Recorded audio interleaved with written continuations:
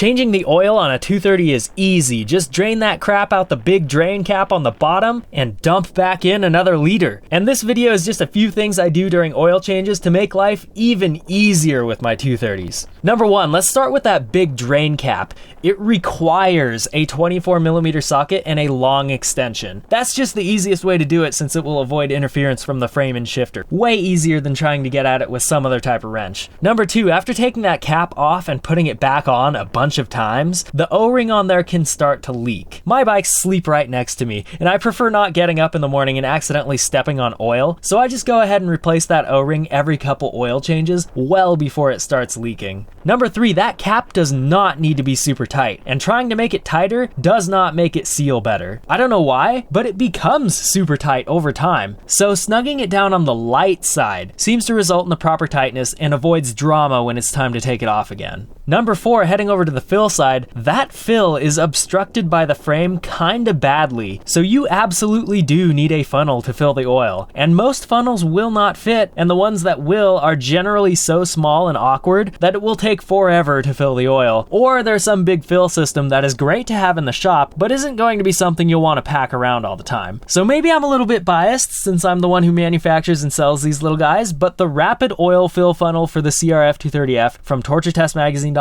is definitely the best way to go. It's made specifically for this application, it's not awkward to hold and pour at the same time, it flows rapidly, and it's small and packable. These foldable funnels from Tusk are also very packable, and they're a generally handy thing to have around, which is why I always have tons, and they'll do the job too, but the flow rate is not going to be as good, and you could definitely get some dribbling of the oil since it doesn't really fit all the way into the hole. In a real pinch, you can use the cover of a magazine to roll up into a funnel, and it works, but again, you could easily get some dribbling. Number five, lastly, the oil that you put into the 230 actually really matters because the clutch is just okay. It's not super good, and it's under a lot of stress because the rotating mass on the 230 crank is actually ridiculously hefty. So on the 230, I stick to oils that carry the MA2 rating specifically, like this Bel-Ray Thumper oil, because that rating guarantees quicker clutch sync and greater holding force of the clutch, and that makes the 230 clutch work well under harsh conditions without requiring stiffer springs or any clutch modifications at all. Links to all of the goodies discussed can be found in the description and top comment, so please use those.